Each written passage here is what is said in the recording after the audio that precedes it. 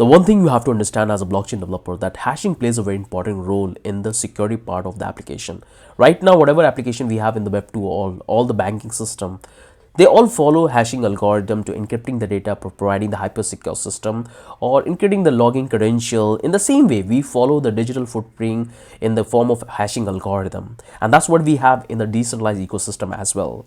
So I hope you guys are familiar with the crypto package we have in the Node.js, which allow us to hash the program, hash the data before we actually store in our backend, because you should never store any information, any sensitive data as it is in your backend server. If someone get into your server, they can also have the login credential of the user, which can be a very critical for your business. So in this video, we'll try to understand the hashing algorithm, that what modules we have, what are the function, what are the modules we have in each of the packages, and how we can utilize it for our benefit, for providing a hyper secure system for our user in a decentralized ecosystem. In Node.js, we have a package called Crypto. It's a powerful package which allow you to encrypt the data, and it's an inbuilt package, so you don't need to install externally. So if I simply do the console log to show you that what are the modules we have in this, you can able to see that we have multiple method, multiple algorithm which we can simply utilize for our security measure. So if I simply do the console log, open up my terminal and run this particular script call, and here you can see we have all of these modules which is available to us,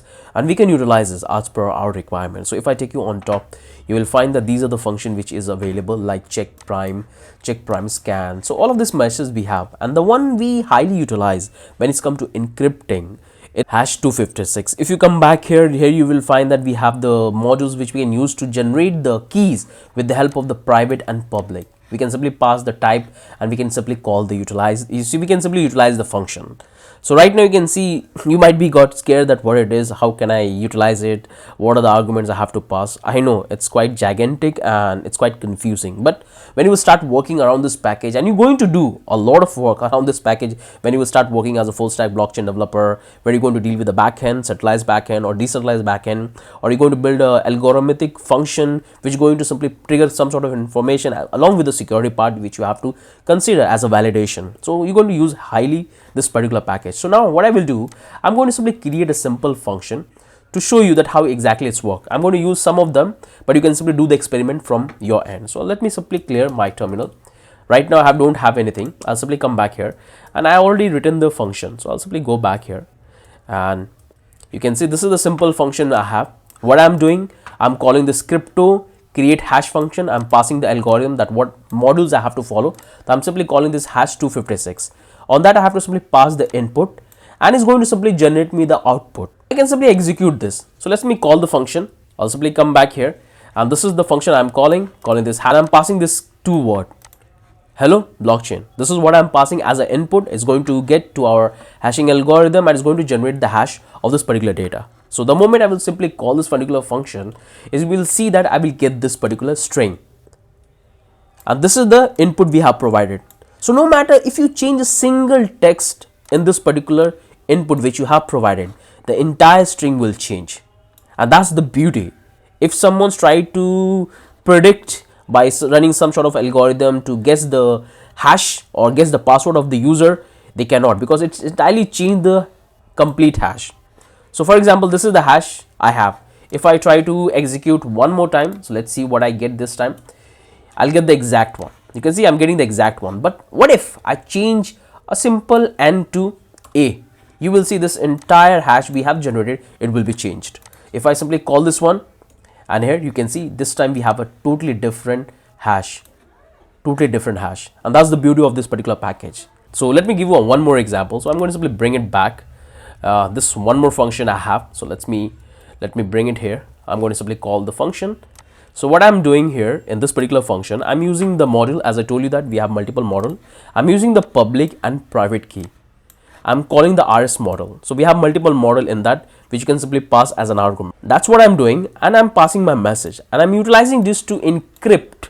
I can use any algorithm model, any type, but I'm just using this regular one which we use in the industry. If you talk about the modular length, and we have multiple options, like we can go with the public exponential. So you can define as per your requirement that what logic you want to bring it up. Okay, so these are the quite related to the security part of the development. So I will not get into that detail. If you want me to make a detailed video on the security part in the hashing algorithm which we utilize in the decentralized ecosystem, then let me know. So I'll try to bring on. So what we are doing, we are using these two models like private key and public key to hash this particular message we have. Blockchain is amazing.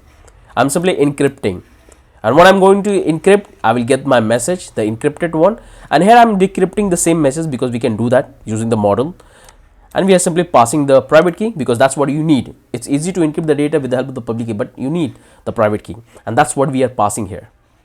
We're giving the message and we are getting the output, the decoded data. So if I simply call this particular function, let me call this, and this is I'm calling it simply without passing any argument because we already have taken this particular argument. I'm going to simply bring it up. I'm going to simply clear my terminal, and let's call this particular function. And here you can see this is the encrypted and decrypted data. So what we have done, this is the first one, simply ignore that one. Here we have decrypted. So what we have decrypted, the blockchain is amazing. So that's what we have passed here. So if I come back here, this is the message we have encrypted the using the public key, and we have passed that, and then we have simply called the decrypt function, and we have given our private key and the encrypted method module, and that's what we have simply got as an output. This is the one as an output we have got. So that's how we can decrypt and encrypt, because when you're going to store the password of the user, you're going to store as a encrypted form. But when you're going to get the password from the backend and you're going to do the verification, the password which user is providing, the login credential and the password you have in the backend. So you have to match the password. And how are you going to do that? Because one password which you have in the backend is an encrypted form, and the password you are getting from the user is in the normal form. So you have to decrypt that and you have to match it up. So then you have to provide the login authentication. So you can take that to a next level. Like there you can add multiple layer on top of it. But this is the basic approach you have to follow. And I would highly encourage you that you have to build the similar architecture when you are following any kind of decentralized application. You can do that. You will find that how we are utilizing this for building a hyper secure system when you go start working on the protocol. Okay, so I would highly encourage you to build project. The more project you will build, the better you will understand. So start building project.